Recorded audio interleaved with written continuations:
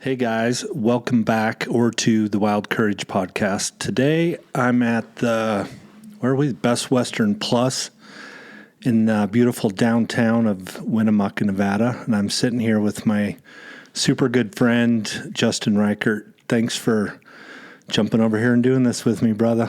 You bet, man. So Justin and I are competing tomorrow at the Buckaroo Traditions Gathering, yeah. And then Justin also, for those of you who don't know, is the co-founder of the Outside Circle Show, who is going to be putting on the concert tonight and tomorrow night, which is super cool. Let's just jump into that right there. Where did the idea for the Outside Circle Show come from, for those that don't know the backstory of that? There's a hell of a backstory. Be around 2012. I'd gotten a DUI, maybe 2011, I don't know, like my second DUI. Was on probation, so you can't leave the state and do what you want to do. And then as soon as that probation was up, I wanted to leave the state. I was itchy. What state were you in? Kansas. Okay. So I called a buddy. I was like, hey, let's go to Elko, whatever. And it had been years since I'd been to the gathering or to Elko.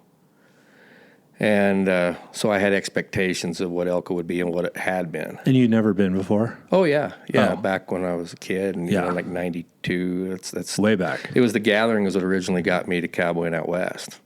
Like, that's how it started, was when I met Dave Hack and them guys from Idaho, and then TJ. And so it had left a hell of an impression on me. It was when all the Cowboys came to town. And so I came back with expectations, which leads to disappointment, right?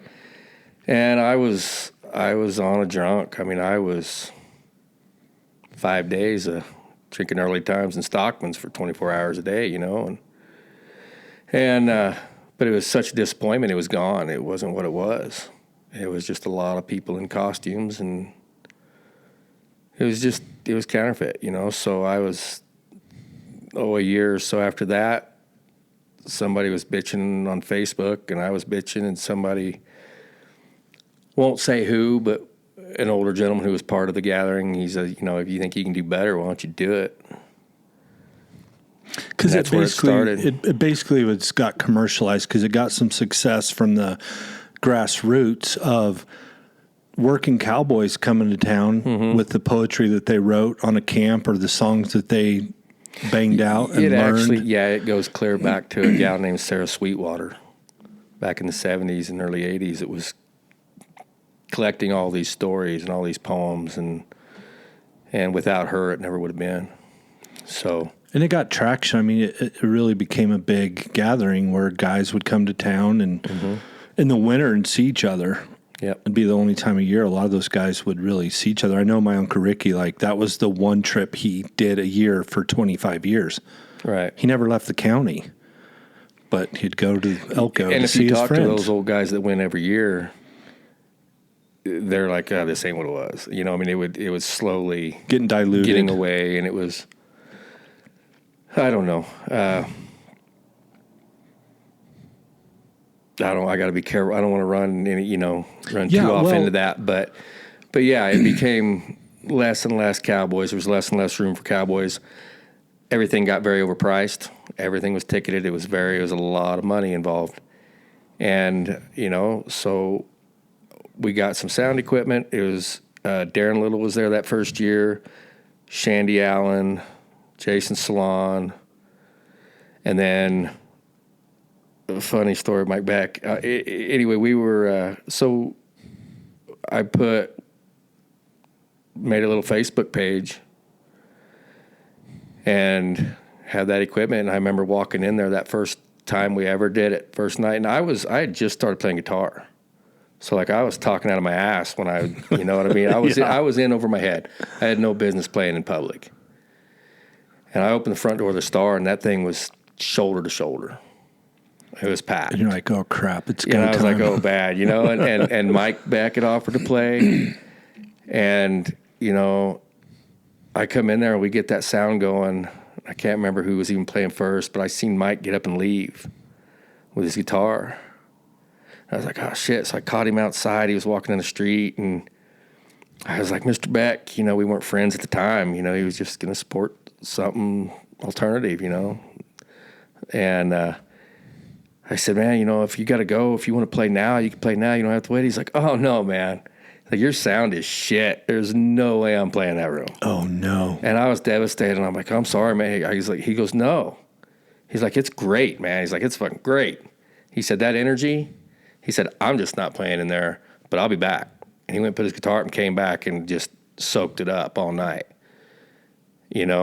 So we had that energy from the get-go. It was Cowboys supported it because they were all wanting it. Everybody wanted it to be what it was. Like it was, sure. Yeah. So it was, and it's been packed every year. And didn't know what to do with it. I thought we'd do it 1 year. And then everybody's like, yeah, you're doing it next year, right? And it's like, yeah, I guess, and then it was like, well, we need posters. And then that started the posters, which have become collectible, and so it just took off. It grew its own legs, its own life. And then I think the third year or fourth year, it might have been fourth year, third or fourth year, I met Nicole at a Pro-Am. And then she got involved with it, and it grew legs there because she's so good with social media, loosely organized. She still lets me be in charge of stuff, so there's a certain amount of chaos, right? Like which it needs to be. It stays balanced, I think. Yeah. Well, it's just, to me, it's cool because it's you created something that was, I don't know if stolen's the right word, but I get it. When something gets good, then money gets involved, and this name and that name and the hierarchy of all of it. And I know your heart behind it, and to get to experience it, I think 2 years ago was the first time that I got to actually be there, and I was just blown away because I got to feel how special this was and what everybody had been talking about. Because all my friends always came, all my Cowboy friends are like, oh, you don't miss the Outside Circle show and during the poetry gathering. And to get to be back there in the green room with you guys, and then when that thing started, and it was just like, I get it. Well, and that's the thing, too, is going back to how much it cost for Cowboys to come to town. You got hotel rooms, their families maybe eat once or twice. Next thing you know, it's, and all those ticketed shows. So they were left out. The working Cowboys were left out of shows that were supposed to be about and for them. So we've never charged a dime. In the first few years, all the artists came for free. Nobody got anything to play. And then we started the auction. So now it's Cowboys, gear makers, artists, donate items. We auction them off, and that's how we put on that show. So it always remains a free show. So it's been great. But it's gotten to where it's gotten a little too cool. And you were there last year where you can't breathe. The hipsters have found out about it. Yeah, so that's why that's why we moved. This year it's a change up. That was to get back to where Cowboys, because there wasn't even any room last year for Cowboys. Couldn't dance, couldn't be. It was just too much. Jeff Mundell and I hung out in the green room the whole night. Yeah. Because we couldn't even see So it's like that problem of like success catches up sometimes, and it's like, oh crap, now what do we do with all this success? And because you got a lot of people in your ear like, you should do this and you should commercialize it and you should start charging. And they've been doing that since like the second or third year. Yeah. You need a bigger venue. But no, when we started, Scotty at the Star, only guy in town, take a chance. Loyalty. Yeah. And we're loyal to people like that help us out and do things. And so we're not moving it. And we're not going to charge. So, I mean, we may broaden and do some ticketed shows and somewhere else and other things, but it's always free to Cowboys. Yeah, my wife's like, what was it like? And I this is a horrible analogy you might hate, but in the movie 8 Mile, with Eminem when he's first starting out in those rap battles and they're in that dark room and people are so packed in there and the energy, I was like, it felt just like that. Right. But with I don't hate that. Cowboys, you know what I mean? But it's like no windows, low light, and it's jam-packed. And it's like, I don't know, I've never experienced anything like it. It's pretty sweet. It's like lighting a fire. It's alive. Well, yeah, and then you invite people in and they bring their gifts and talents to it. And it just, and I got to experience it in Colorado so basically it started there, but you've taken it on the road. Like it travels and then well. we decided to put on roping. Yeah. We put on a rope in Colorado with a show. That was fun. Which was a blast. And the only reason we're not doing that there anymore was because the county had problems within themselves, and they got in a fight with the fair board, and they said nobody could camp there anymore. Well, our people camp. Yeah. You show up with your families, you set up camp, it's who we are. So if you have to abandon the culture, you're trying to... Yeah, I'd find a different spot. Yeah, so we'll find something else. Where did you get the songwriting bug from? Because you said that when you came to the Poetry Gathering, like the first year, like you just barely picked up a guitar. Yeah. Do you feel like that was always inside of you? Oh, yeah. Since I was a little kid, I tried doing stuff, trying to play guitar and trying to do stuff. I never would stick with anything. I'm bad about that. And, the first year when I went to Elko, I think I was 18.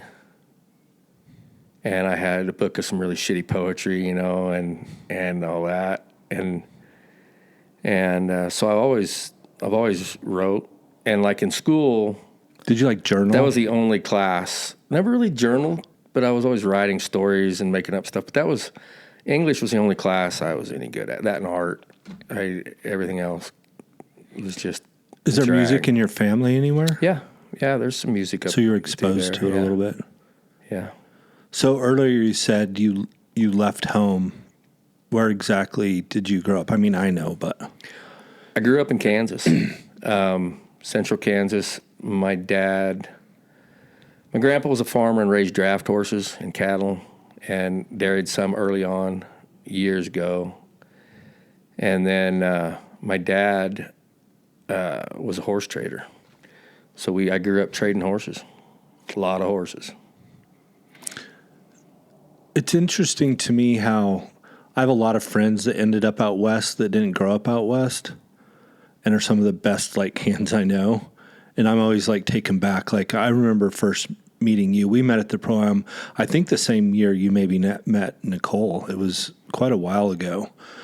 But you and Jay Hogan were sitting at a picnic table. And I happened to sit down there, and it was like the funnest 2 hours of that whole weekend for me, listening to you guys swap stories. And I assumed you grew up in Nevada. Right. The way you guys were talking and how you knew all the same people and the stories and stuff. But I'm always fascinated by how people end up out here, because it's not a likely pathway to a kid who grows up in Kansas. Well, all I wanted to do was be a cowboy as a kid. Well, I wanted to be an Indian. That was my first dream, was to be a full-blooded Indian. Not a lot you can do about that. And I was 6 or 7. My dad's like, yeah, no, that you can't. I'm like, what do you mean? He's like, it's not how it works. You can't do that. It's, And so I jumped on my pony and took off and went and did some soul searching and come back. And I said, well, I guess I'll be an outlaw, And he's like, yeah, whatever. And then it wasn't long after that, I got my ass beat for trying to steal some ponies. Like literally? Yeah. I went to Jimmy Crothers. I don't know if you know Jimmy Crothers. He New Frontier Rodeo, but he stock contractor, and he'd had a junior rodeo. And I talked to another kid, and I said, let's steal these ponies and head to Mexico. And so we snuck out there. Our parents were all in the house after the rodeo, visiting, and snuck out there with our saddled 2 of them ponies, kicked the gate open, took the rest of them, and we were heading south. Downtown Roxbury, Kansas, headed south when they caught us. I was going to Mexico. I think I was 7. It was all the pretty horses before all the pretty horses. Yeah, and then I got my ass beat pretty good for that a couple times, and I've never stolen any more ponies.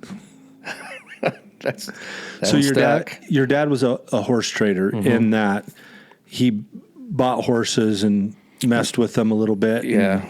And we raised horses, had a bunch of brood mares, a couple of studs. We traded a lot of horses. Dad we would make the triangle, you know. He'd go to Fort Smith, buy a load, take him Clovis, or bring him home and go to Clovis, or, you know, and then some local sales, and you just kept going. But my dad, when my dad was a kid, he got in a bad car wreck at 16.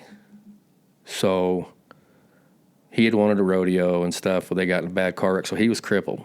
So your whole life, he was crippled. Yeah. From the time he was a kid, they said he'd die. They said there's no way he'd live. And he was, you know, when they found him, it was in January, and he was wearing a T-shirt. He was froze to the ground. He was thrown through a windshield. I mean, it was bad. And his back was broken 9 places. Wow. Leg was shattered, arm was shattered. And Dad was dirty tough. That's who he was as a person. If he wasn't, he wouldn't have made it through that. Well, he had to be to survive. Yeah, right? and then they said he'd never walk, and he ended up walking with a cane. And but he never parked in a handicap spot. Never, you know what I mean? He wasn't a victim. Wasn't that guy. And so could he ride? Yeah, once he was a horseback, it was you would have freedom. no idea. Yeah. But getting on. And he rode them horses with his hips, and, you know, everything was, because it wasn't a leg action, so everything was. But yeah, no, once he was a horseback, he was fine. So you always grew up around horses since you were. Oh, yeah. Your whole life. Mm-hmm. Was your mom involved in that part of the business? Yeah, my mom started a lot of colts. And, really? With your dad or before? Yeah, with my dad. Dad would snub stuff up. She'd Mom get on, you know, and then as us boys got older, we'd take it in. And Mom was really good with colts, making horses and trading horses. And so it was a family business. Oh, yeah. Yeah. And Dad had a little leather shop, and we braided a lot of lead ropes, and I'd pedal them at the horse shows and sales and split reins. And, you know, there was 4 of us boys, and we were. You have 4 pretty full broke. brothers? I got 3 half brothers. Yeah. My mom had 3 sons before she met my dad. Okay, so you're the youngest. Yeah, I'm the youngest and the only one of my dad's. And were they all in the house at the same time as you, or they? Yeah. And my oldest brother left at 16. I guess here's where we get into the shit. But my dad was pretty abusive. And his abuse was selective to an extent. On, you know, certain brothers got it way worse than other brothers. And, you know, I remember pretty vividly when my oldest brother left.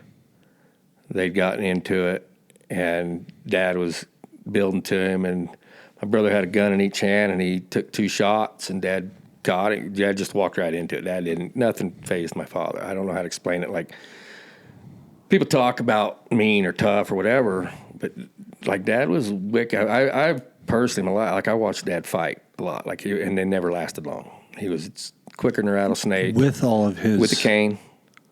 You know, I've never seen him by the cane. He didn't have to, because he was a big man, but he got himself around with his upper body. So his chest, and, you know, he was a big man. But do you think it was that near-death experience that he's like, I'm on borrowed time anyway? Do you think that played into, like, his fearlessness? I think so. I think there was a certain... I haven't got into all that yet. You know? Fair enough. Processing it, I've gone through I worshiped my father. We were super close. And so it took me years to go, well, you grew up in an abusive home, get out of that worship. Then I went through being pissed off, and then finding grace and realizing how much pain he was in. Not making excuses for him, but realizing that how much pain was there, and recently realizing how much addiction was involved in my parents, right? So back then, you know, there was a constant supply of pills. Oh, for his back. For his back. And, he would take them big Butte boluses and he'd just bite a Butte pill in half and chew it up. Just to get through the day. Yeah. And yeah, and and when he grew up he was trading horses for a lot of guys, and I don't know what all of them. I've heard the stories about them old horse traders and different, So there was a lot of things around, and then he drank too. And my mom was the same way. She had a bad knee. Like she'd be walking after, it was a horse wreck, and it would just go out. So it was back then. It was like Darvons and Darvasets, and so your half brother literally gets off 2 rounds at your dad, point blankish. Oh yeah, no, yeah, they were right by Dad's head when he. Were you in the house? No, we were outside, and it all happened right outside. I was standing right there. Oh my gosh. Yeah, and Frank, and that's when my brother just lost it. He's like, I gotta go. Like I can't win this, and he was like, he went to leave, and Dad's like, I own everything you got, including the clothes on your back. And I remember my brother just stripping naked and heading down the road. And it's trip because so after he left, he was kind of the equalizer in a way with me and my brothers. So once he was gone, there was no more. So then I just got the abuse from my brothers, right? So everything, it just all went downhill.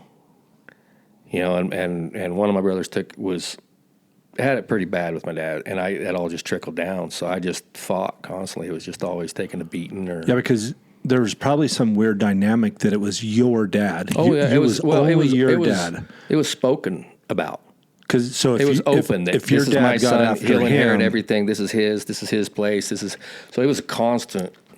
So it's like the little kid that gets in trouble and goes and beats up his teddy bear. Yeah, I was the teddy bear. Yeah, literally. Yeah. Because if your dad, the authority figure in the house, got after them, they'd punish you. Yeah. Damn. And that's like when I learned to lie. My brother said one time, he's like, I remember the first lie you ever told. And I got by with it, and then it was like, oh, yeah. Well, it became your self. And it was over a jar of pickles. It was like, who ate the pickles? And that was an ass whipping in my house, right? Like it didn't. And I'm like, and he lined us up, who ate? And I'm like, wasn't me. Well, he ain't never lied, so it was a survival deal from the get-go. Yeah, it became like your self-protection. One of them, yeah. Yeah, one of them. Right. How did your mom show up in all of this? Oh, man. Because those are her boys. Yeah. All of you. Yeah. That probably created some strife, I would imagine, between your dad and mom. And there was abuse there as well. I remember seeing a lot of that. Be it emotional, be it physical, be it financial. I didn't know any of these terms or whatever. A couple years ago, I didn't know there was financial abuse. Yeah. I didn't know there was emotional abuse. Well, it's...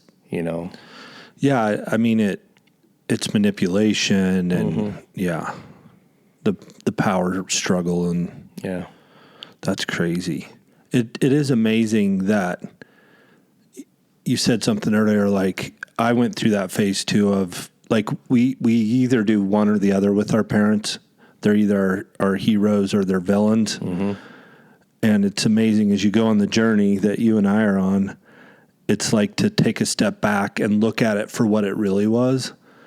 Even for either cases, right? Like my dad was always my hero. It was just me and him. Yeah. And so he got a pass with me for everything. And it's like when you start going back with some different tools, it's like, oh, wow. Yeah. Yeah, I made a hero out of him. But also like just working through it and getting back to a healthy place with finding grace of like figuring out why they were the way they were. Yeah. And like you get to some kind of level playing ground, right? Where like, yeah, it was messed up. I still respected and admired him for the things that he deserved to be respected and admired for. But also I don't feel like you can really take a objective look at yourself without kind of doing some of that work, right? Because it's like, why are we the way that we are? And our origin story plays into it so much more than we ever thought, right? Because it shapes us. Oh, yeah. And I was the same way. I worshiped my dad. He was my hero.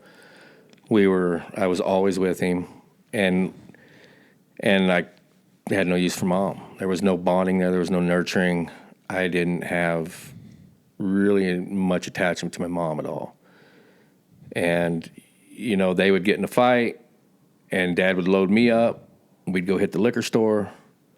Dad get a 6-pack of Michelob, 6-pack of Mickey Big Mouse, and get me a 6-pack of Malt Duck. I was like 7, 6, 7, 8 through those years. Then we'd go drive around the dirt roads, and I'd drink my Malt Duck, and he'd be like, we ain't going to make it. If your mom divorces me, like, I'll kill you before I let her take you, And so I had this aggression towards my mom.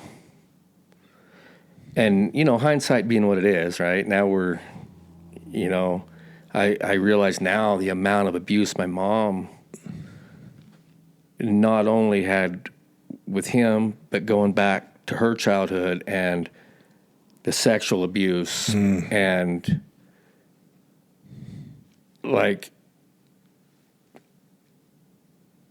yeah. So I found grace from my mom and forgiveness. But there were years there because, building up to that, but that's where I learned, like looking for a substance or just numbing those feelings.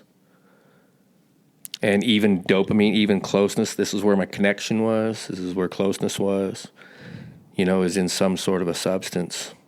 And well, that's what was modeled to you too. That's how you deal with this, son. Yeah. When me and mom have a fight, I'm going to show you how we handle it. Yeah.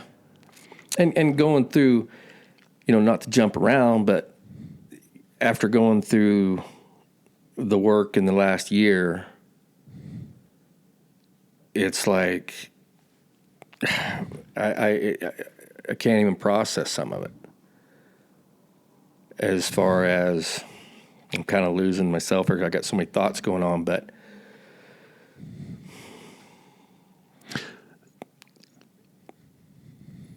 I don't know. I lost my dad. So how old were you? Dad died when I was 11. Your best friend. And we were, yeah. And there's already some sexual abuse going on with my older brother that I couldn't obviously tell anybody about. My brother was a master at controlling me mentally and emotionally. And then Dad died, so that buffer was gone. And then my mom didn't really know where to go, and my grandparents were I mean, I don't want anybody to get the wrong idea. Like, it just was what it was. But they were like, my dad actually moved us off the place right before he died into another house like 2 miles down the road because my mom wasn't going to get nothing. So she had put all those years, and I've had to look at this in my own life, and like I said, okay, back to what I was trying to think about, the work I've done now is realizing how early in life we're shaped, how we look at relationships, how we look at the opposite sex, how we look at how to handle these situations. It's like 5 years old, 6 years old,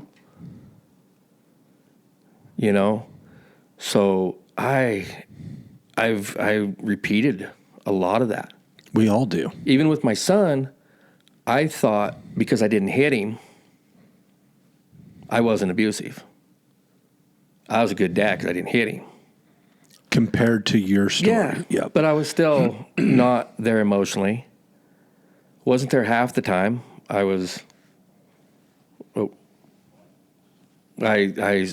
spent a lot of time elsewhere.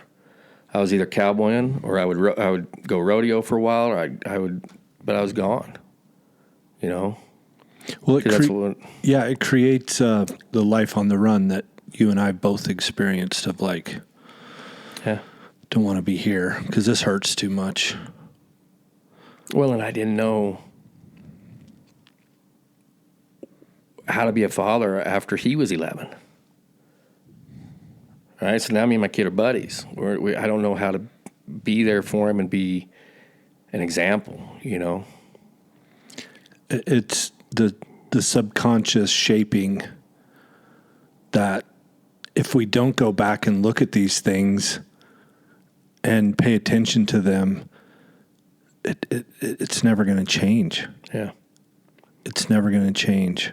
Well, then so I left. So like after Dad died, my mom kind of lost it and went to other man looking for that security, looking for somebody that's going to save her. And she moved me out of there. We left everything I knew. I had to sell my horses, and I had this, I had a Bramer steer, broke to ride, big gray Bramer, and sold him, had to sell everything and leave what I knew. And I didn't last long. So I left Mom at like 15. You did? Yeah. And did she remarry? No, not until years later. She ended up splitting. So when I left, she split for Dallas. She flat out left. And split, yeah. Because you were the last one at home. Yeah, as soon as Dad died, the other one was so one of my brothers that she didn't want to deal with, and the new man that she was with didn't want to deal with, so they like put him in a home, like a boys' home. The other one had just graduated high school, and he was like, "Fucking, I'm out of here." The oldest one was already gone, had been for years. So now it was just me and her. So we had that weird bond, so then our relationship had to change because I never really had an attachment to her, but now all of a sudden it was her and I against the world. And we were still trying to trade some horses. We were managing like a boarding stable, just surviving. So it's always been a survival mode. It's always been never enough, survive. And Mom is where I don't want to just sit here and blame my parents for everything, but I like our bond and the praise was when you were super manipulative, right? Like if you could hustle somebody on a horse deal. That's where she was proud of you. Yeah. If you were manipulation, saw that as a sign of intelligence, right? Oh man, you really did good there. You did good. So it just reinforced that behavior. Yeah. So lying, manipulation, still addiction. I was drinking when I could or doing whatever I could find, what I mean? And so it was just always. How did that go down when were you like, I just can't be with Mom anymore? Where'd you go? I called my grandparents, and my grandparents were like, yeah. And I had left before. I'd run away several times, which ended me up in a foster home for a while and got put into the system there. And then manipulated my way back out of that to be with my mom because that's all I could do. It'll be different this time. Yeah, and then I split and went to my grandparents, and my grandparents saw me as my dad, right, who had died. And, so now I had no structure. I was free to do whatever. At how old? 15, and then 14, 15, I was running pretty wild. I was running with guys who were like 30, who were not living stellar lives as well. So I was drinking a lot, fighting a lot, doing what I could, never home. And then 16, I got a car. So then I was gone. I would just go rodeo, and I'd be gone. And I don't know how many nights my grandma just sat up, didn't sleep, just waiting. Worrying about you. Mm-hmm. Because you think about it, my dad had been in that bad car wreck that night and didn't come home. So she's got all sorts of trauma reflexes going on. Mm-hmm. And when your mom got that opportunity, I had no idea I was being such a prick. You know what I mean? No, because you're just in full on survival mode at that point. But so as soon as you moved in with Grandma and Grandpa, Mom left the state. She split for Dallas. Like, I got to start over. Yeah, and well, I think it was a man. I think a guy was like, we're going to go down there and it's all going to be good. And when it come time, she had her shit packed, and it was like, he ain't leaving his wife. Oh. So she flipped, and she split and went to Dallas. Yeah, those mother wounds there, the saying. The abandonment there, because she'd already done it emotionally, essentially, right after my dad died, because she started dating a guy that she'd met in the hospital whose wife died a couple doors down from my dad, right? And he was going to be the savior. Had a bunch of money, had some horses, had some Hereford cows, and then that didn't work out. So she'd already quit me there in her own survival mode. So I was kind of running wild there anyway for just... Yeah, and when you don't... It's amazing how important the family unit is, knowing what we know now, like a healthy mom and a healthy dad in the home, co-laboring to raise a kid, because it's a lot of work, as you know, and to do it by yourself or in an unhealthy relationship.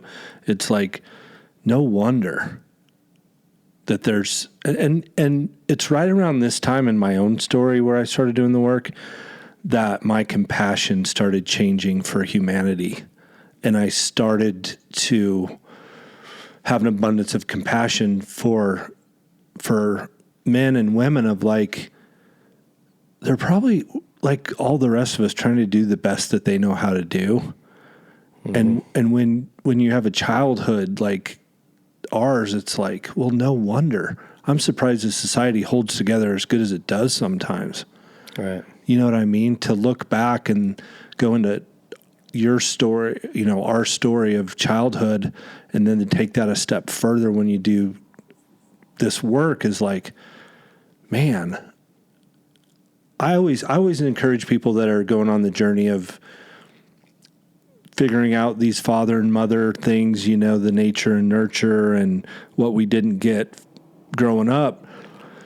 'Cause we do tend to villainize our parents. I'm like, go ask if you can, go ask your mom or dad their story. Yeah. And then it's like what you said with your son, it's like, well, actually, they actually did better than they got. Right. You know what I mean? Like, you did a better job than your dad did in a lot of ways. Right. And it's like, well, no wonder. And my son's doing way better than I did. So it's a good trajectory that it's like, as we grow and learn things, I it's think like being a good, responsible adult is how my son rebelled against me. Because I was such a shit show,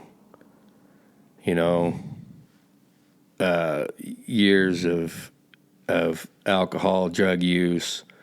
That was my life, and it was like, I got married at 20. Because that'll fix it. Yeah, well, I was going to save her. See, I had this complex and like getting into the shit with my mom, like how I looked at women, but I was going to save her. And so we got married and had a kid and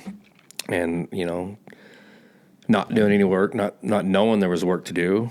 That marriage didn't last.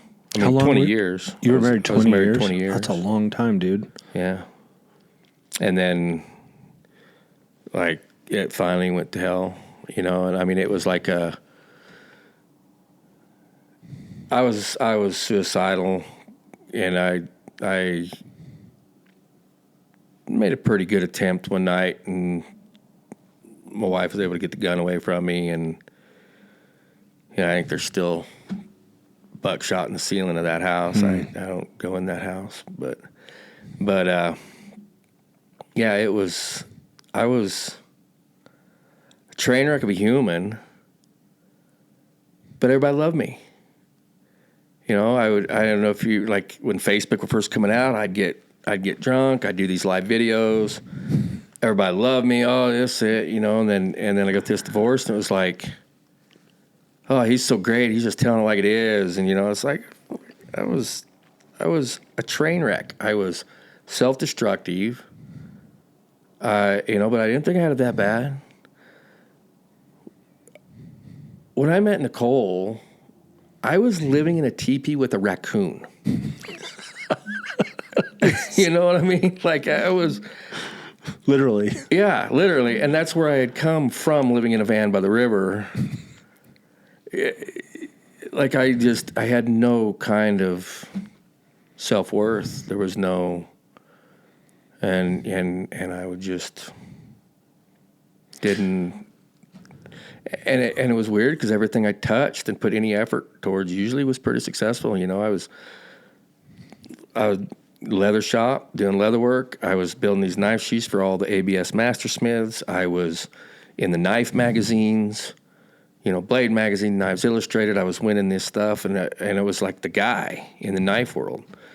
And I was like, yeah, man, I'm tired of building these knife sheaths. I'm just gonna quit and do other shit, you know. And then it was like, start writing songs, start playing guitar, start the Outside Circle. So it's you know, and it's like, go Cowboy, do this. But it was always like I was just pretty good at shit. But like we're talking today, it's like there's still this imposter syndrome. Like every time I saddle a horse, I don't feel like I'm good enough to ride with the guys that I know. Every time I pull that guitar out of the case, I do not feel like I should be on a stage or around the guys. I mean, I'm around some talent. Oh, I play shows with some people. Dude. So it's really tough to muster that because I just don't ever think I should be there.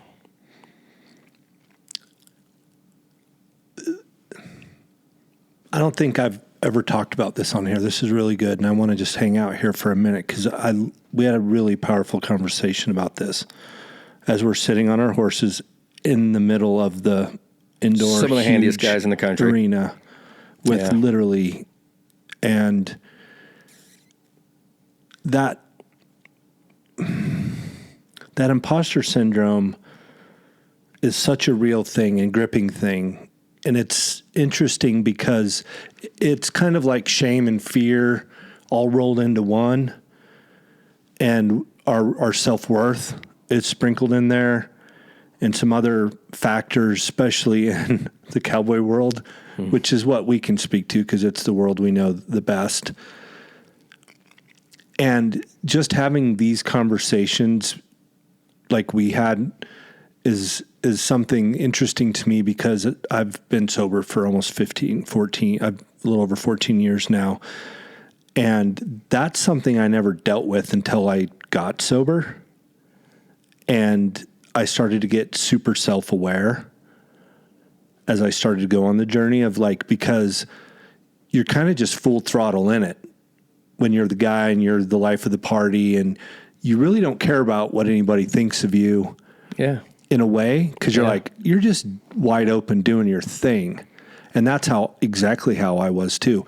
And I was much more successful as far as like competing and ropings and stuff because I didn't care. And I was always had that edge, that sharp edge. And as that's kind of dissipated and gone away in my life, as things have leveled out for me, this imposter syndrome thing kind of started showing up about 5 years ago. And in the vein of vulnerability, which this is all about, what you're explaining to me just makes me feel not alone because that's how I feel about this frickin' podcast. And I've started to shrink back more being at these things, and people come up and say very nice things and send me very nice emails and feel very nice letters. And I mean, all the things of like, wow, this is really helping me.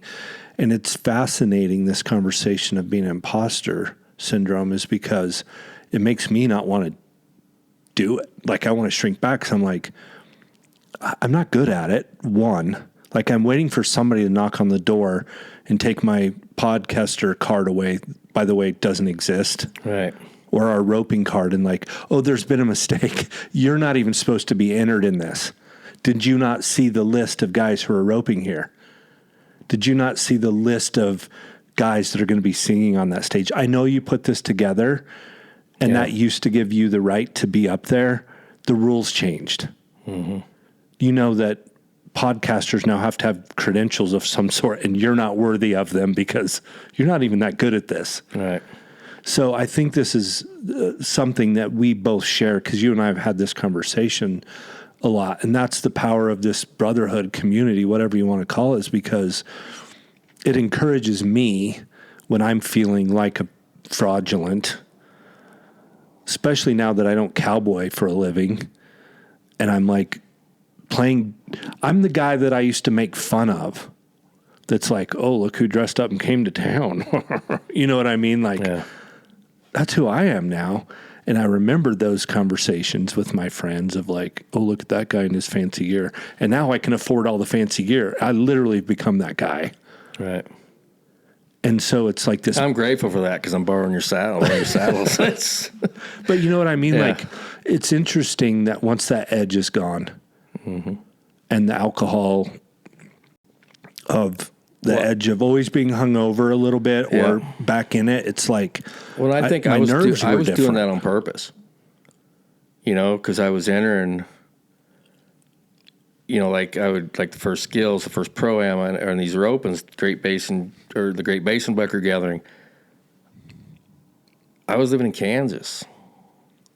So that adds on to it, too. And I would enter, you know, and so it's like, you got to roll in and be this personality or they're going to eat you alive. Well, the expectations of how we perceive people experience us. Yeah. And the tricky part about the not drinking thing is I was like you, like I always had as much of a train wreck as I was, people always liked to be around me. I was the life of the party. It was fun.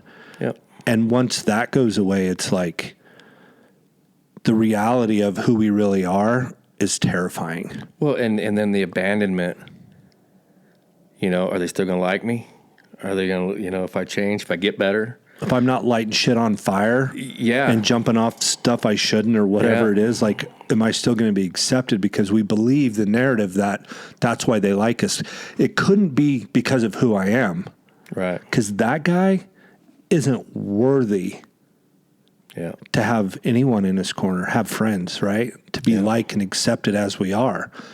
And that's why we have to put on this show all the time. Yeah. And then it's like you said with your mom, subconsciously we're always looking for where we get rewarded and we're going to duplicate that behavior. And so it's like, dude, you were so funny last night. You were so much fun. I cannot believe you did X. So subconsciously, we're like, okay, how can I up the game tonight? Because I got to be that guy. Because that's why they accept me, right? Mm-hmm. And then when we start to change, that's why I think partially like just trying to figure out what sobriety looks like. It's like, what's worth giving up for not doing this anymore? I know the damage it causes me, and now it's causing everyone in my inner circle. But the circle right outside the inner circle, they still embrace that version of me, right? Yeah. And it's really tricky to navigate, like, who, at the end of the day, it's like, I don't even know who I am, really. Yeah, Right? Oh, yeah. For me, anyway. No, I'm with you. And it's like, you know, early on, when you and I started, I mean, we've been friends for a long time, but I think it was when I was in camp. I was in cow camp in Colorado, and things were going to shit for me.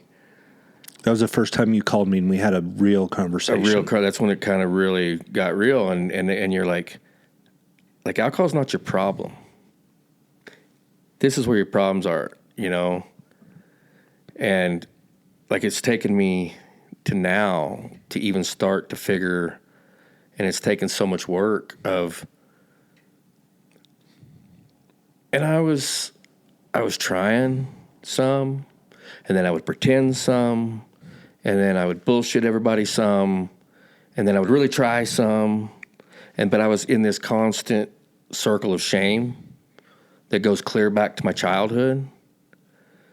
That it was until, you know, it was a year ago this week. It was a year ago. We stood right outside of Winners on a Sunday morning. I'm like, dude, I'm bucked. Like, I am fucking everything in my life up. The relationship I'm in, I'm an asshole, and I'm doing this, and it's, you know, and that's where this is, the real work, I think, started then, and then rolling in, and then the last fall I went to the spring. It was a spring retreat with Seth, and I was in a bad way.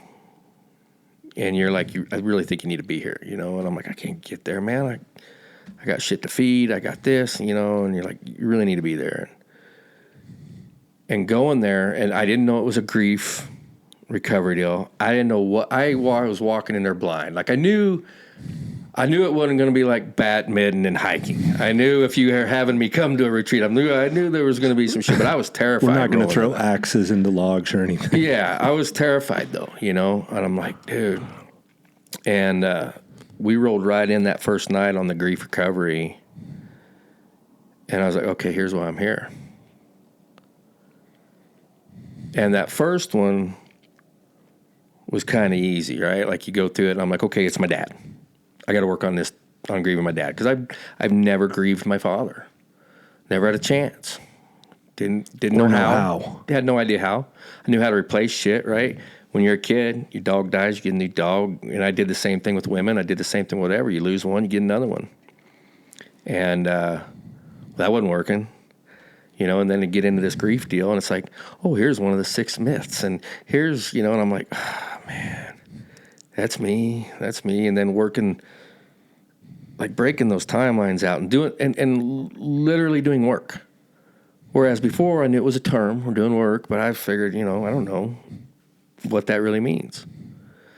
And then actually doing work, it's like, okay, now I can put my brain into it a little bit. I can figure this out. And then went right into like the 7-week course with Seth online, and that was cool because you drug it out a little more. And that was where I was like, okay, I'm going to work on this relationship going into it. And it was like, no, it's this relationship. So then I had to work on the relationship with my son in that one, right? Which was the opposite, because as a child, I was able to blame everybody. I was able to find all these excuses, everything. This one is where I started having to be accountable and have to say hard things that are like, this is what I did. And then fast forward till here recently doing the self-worth course with Britton, going through that and the shame and the lies and going, and I'm reading all this shit you're supposed to be looking out for in other people, right? You're like, this is, write down who did this to you, and I'm like, I did this. I did this to everybody I love. I did this. I'm doing this to Nicole. I've done this. And that's where the accountability was really, okay, now I can be accountable, but it was through that course is where I learned how to start taking accountability without just balling it up in shame, going, oh, well, God, I'm worth it. And then it seems odd, but somehow being able to turn that into my own victimhood and feeling sorry for myself, So that one's been super powerful, the deal with Britton, And like I'm just on this journey, right? Like I'm just starting it. And I still fuck shit up, right? But learning how to start to process these emotions and the whole sitting with stuff, how when you first get into this, people like sit with it. I'm like, well, sit with it. What is he talking about? And then when you actually really sit with it and you're sober, that's a key. That's a very important part of this. And you're not wanting to numb it, and I've wanted to, you know what I mean? We've talked, I call you, and it's like, you'll get that itch. You're like, I can fucking pull in a liquor store, 5 minutes, I can be better. This will go away. And then sometimes you just sit with it, maybe 3 miles down the road. And it's like, okay, this ain't so bad. Like, I think I can get through this. Like, this is, I mean, I've stood in front of the door at the truck stop looking at, like, just a single can, right? Well, come on.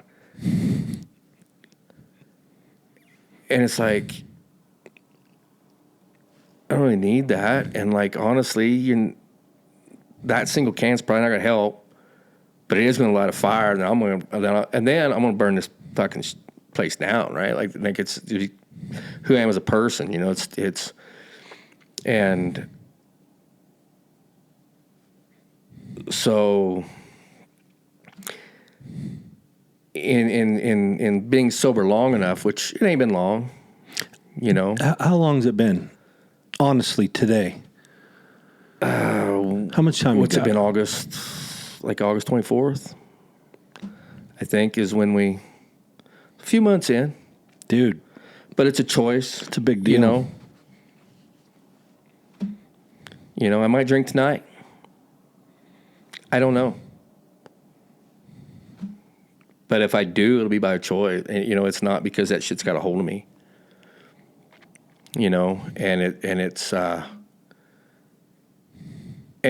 This time sobriety wasn't really by choice. I made a deal to try to save a friendship because I've already fucked up a relationship. So it's like,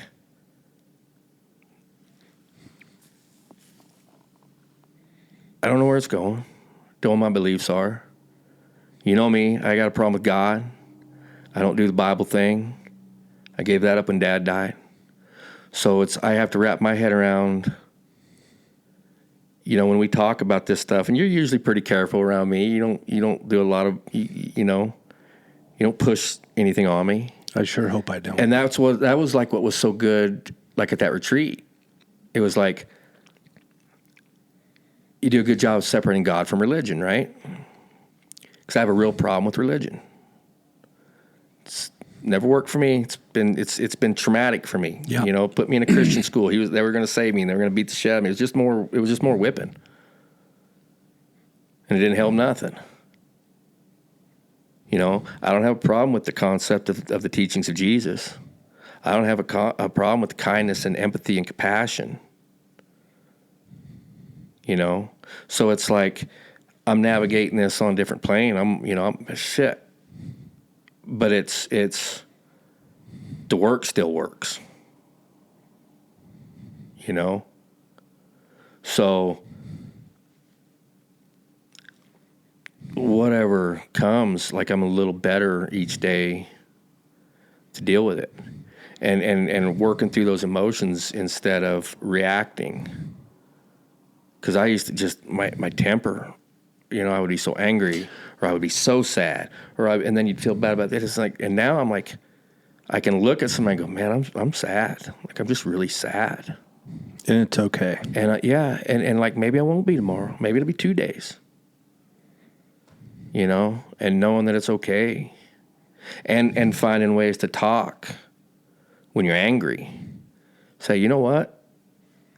Man, I'm angry. Well, and instead of letting shit fester until you blow up, because that's how I knew how to react. Be the maddest guy in the room. Well, it's these tools that we're all learning of, like all this energy that needs to release and come out of us, right? Mm-hmm. Whether it's anger or sad or frustrated or betrayal or whatever it is. I loved what you said about, I'm just going to sit in this and not overreact to it and process through it and have, which I don't think works if you don't have at least a few tools on like what to do with these emotions. Like, oh, well, that makes sense that I'm feeling abandoned by this person because now I've taken an honest look and evaluation of my childhood, and I can see how this makes me feel abandoned by this person. And I can have compassion for that little boy that I used to be, where he picked up abandonment. And I can see how it's brought all the way through to 50-year-old me or whatever. And it's like, I'm going to let compassion have its place in my story. And it's like, oh, I don't feel abandoned. I actually feel compassion towards myself and my situation, which then gets rid of the victim narrative that we carry into that usually.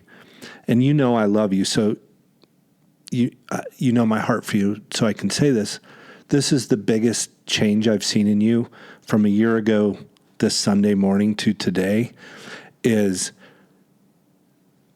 if things were pretty level and going good, I didn't experience you this way.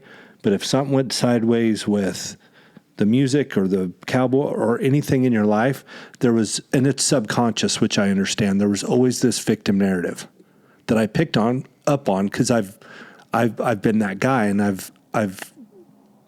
just a little bit further up the road in some of this. I don't experience you that way anymore. Like the victim narrative, I don't hear or see or sense in you. And it even could be subtle at times, but I would pick up on it because I get it. Because I used to be I was a victim of everything. Everybody was always out to get me. That guy's trying to screw me. She lied, whatever. You know what I mean? Yeah.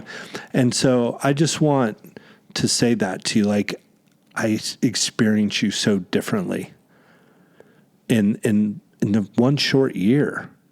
It's amazing that you've gotten tools and that it's been a long year on my head. Yeah, it's well for sure. It has for short, you, but there's been some long days, of course, and some long nights.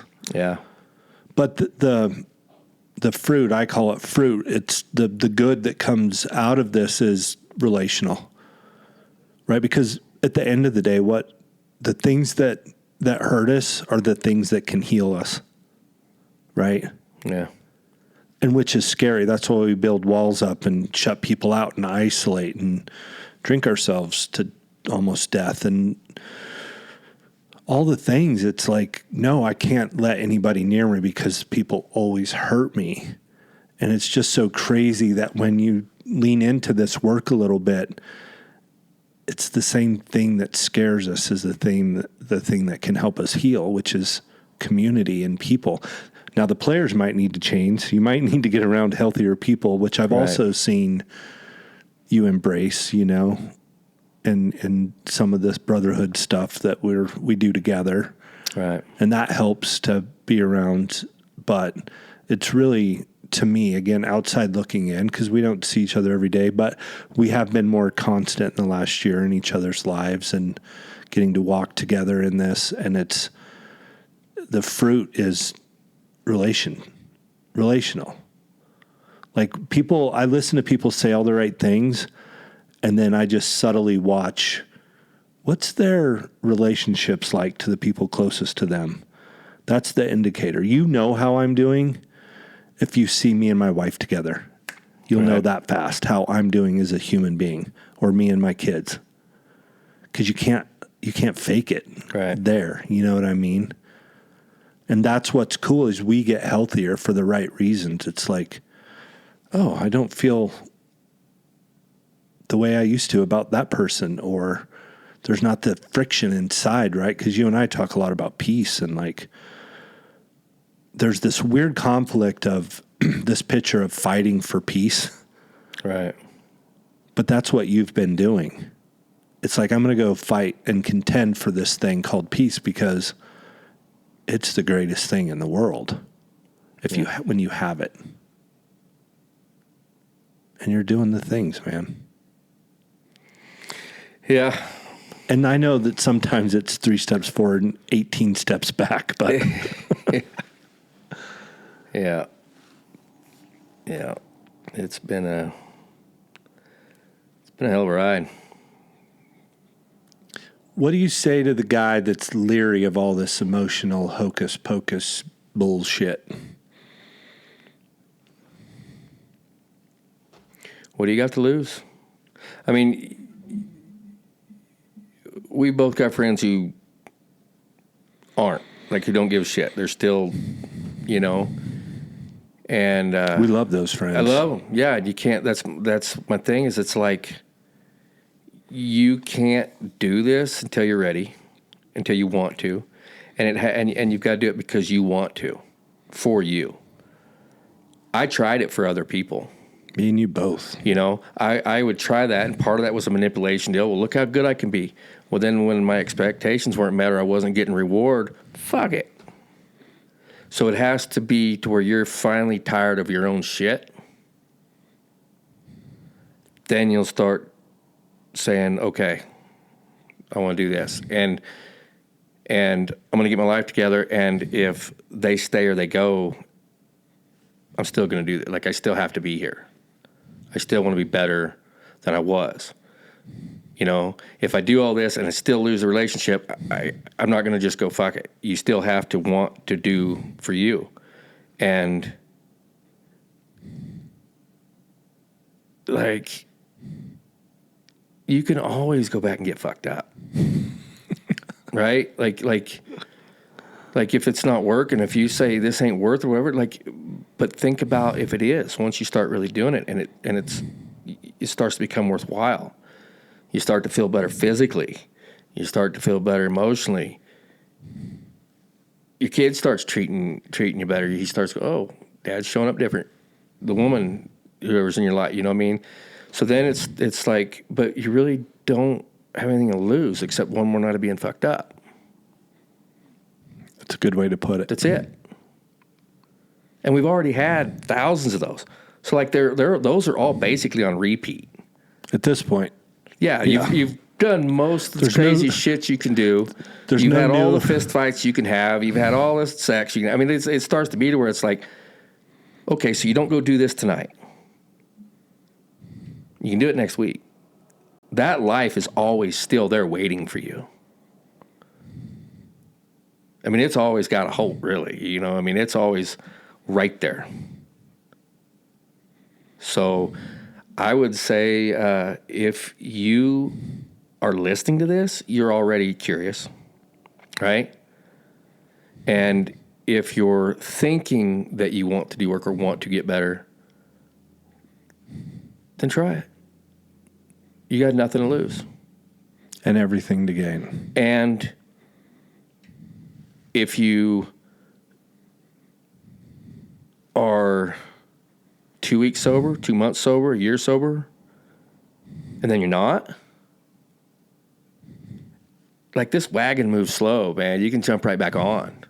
That's good. It doesn't have to be like, okay, well, fuck it. I'm just going to die now. I'm going to, no, people fuck up. And you can be like, okay, well, bummer. I'll just keep getting better and not go back to the beginning, but pick up where you were. Like it doesn't have to be. And I think sometimes there's misconceptions in some of different rehab deals or different mentalities looking towards addiction or looking towards any of this. And I'm not trained. I'm not anything. But I think sometimes that mindset of an addict is, well, I tried and it's over, and I can just go. And now I got to start over. No, you don't start over. You don't have to start over. You just go out, man. That was, And it's the same way. Even if it's not drinking or alcohol, even if it's just losing your temper, or if it's just saying hurtful things, you make that right and keep doing what's good. I could not agree more, because in the AA culture, which I've talked about along here, love it. Very grateful for the season of life that I was in, that the state of Wyoming made me get my paper signed every Monday night. Very grateful for that season and the men in that room. I also don't think that it's a zero-sum game. You don't go back to zero. Why in the world, if I had 3 months of sobriety and I had a really, really bad day that I slipped up, and then I got, why does that one day start back to zero when it can be like, what if I go on an 8-month run? It's like, okay, what if I have a year with one bad day of, you know what I mean? That whole if you're thought trotting a of circle and you get bucked off, you don't lead him back to the barn to get on, or the trailer. That's good. You get on that son of a bitch and you keep riding your circle. Yeah, that's good. Oh man, I'm gonna have to use that with Britton. That's a pretty good one. That's a really good one. Well, it's and thinking that way, it was like when we started doing the mental health panel in Elko. Yeah, let's circle back to that as we land this plane. Yeah, because we got to go do a show. So the mental health deal was something we were passionate about, but there was years, and that was another one, going back to like the Folk Life Center, when they saw that we were going to be successful, like, hey, you want to come over here and be part of this? What do you want to do? What do you want to do? And I said, man, I think we should do a panel on like drug addiction and alcoholism and stuff. And they're like, whoa. Not ready for that. And essentially that doesn't sell the image of the cowboy. That's not the part of the cowboy image that really sells. It's not the sexy part nobody wants to know about. We just want the romantic part. You can look at the having a beer and dancing and being wild. That's romantic. But then when you realize this guy, me, has sat completely passed out on the curb behind Stockman's, like that wasn't romantic. you know, or all the marriages that got blown up and all the dads that left all the their abuse sons. and say what you will, but like the women in this community have done a great job of covering for their men. Yep. You know, yeah, they don't want to talk about that. And they carry it a lot differently. You know, people are like, well, there's, you know, and we've dealt with this in our circle, a lot of suicides, a lot of death. They don't have that option a lot of times. Women are like, who's going to raise my fucking kids? Men are like, they'll be better off without me, you know? No mom says that. Yeah, they're like, yeah, so that's a whole nother podcast, which needs to happen. But as far as our deal, where we wanted to go down the deal with the mental health deal was we wanted to do this for years. But it was like, who's going to take it serious? I'm a shit show. How can I have a mental health panel? I was still passionate about it. Tired of seeing people die. I still had a gun in my mouth at times during this time. And it's like, how do we help? And that was where I was telling you, like, with the deal, it's like, I always thought, well, you had to be in a position where you rose above it and you reached down and help people up. And one day it dawned on me, if I get under them and lift them up, because I'm down here with them, get them lifted up, maybe they can pull me out. Or maybe, you know what I mean? Maybe humility. But we are all in this, right? And this community, this is a small enough community anyway. Yeah, it's a fad right now. It's a trend. Instagram, there's all this bullshit, right? Yellowstone, whatever. But the fact of the matter is, there's less people making a living on the land with a horse and a cow than there was. So to watch people that we love die, that are easily preventable, was where, like, we got to do something. So it was like, well, let's do what we said we always want to do. So we had the panel. And it's like, is anybody going to come? Do they really give a shit? And then to see that room fill up, and not only that, but to see guys that are hands, man. You know, I won't drop any names, but like hands, guys I really respect in my life. Looking out there and seeing those guys sit there, listen in earnest, and like that was huge. And then the second year, it was double. And it's like, okay, we're on to something. Like, we've got to, you know, and it's like bringing all this together, you know, working in tandem. It's like we're not going to change who we are. The outside circle is still a rowdy crowd. Those guys can come, they can party, they can drink. You've had fun there without drinking. People can be themselves. They can be, you know, there's been times, you know, Corb Lund one time was, that's, Willie always told me never to name drop, but, you know, but Corb was like your shows are like the cantina in Star Wars. Because there's everybody there. There's guys with mohawks. There's the best cowboys in the country, and everybody's there. Everybody gets along. Unity. And it's a unity. It's a family. And once people play it, they're part of the family. Once you come, you know, there's people that come together as volunteers every year and help and do things and cook or whatever needs. Somebody steps up. Well, I love it. Here's my 2 cents on the Outside Circle show as far as that panel and you, Nicole, inviting me into it from the first one. Like, you guys did all the work and I just got to show up both years, but it was fascinating to me to be like driving down there. I'd never even been to the poetry gathering before that. And to get to go experience it and be a small part of being there and being on the panel, and the impact, the ripples effect of the impact has been huge for our mission, even in the validating of, like, together, wherever we're coming at this thing from, we're giving people permission to explore the idea of it doesn't have to always be this way. Right. Right. And I feel like we're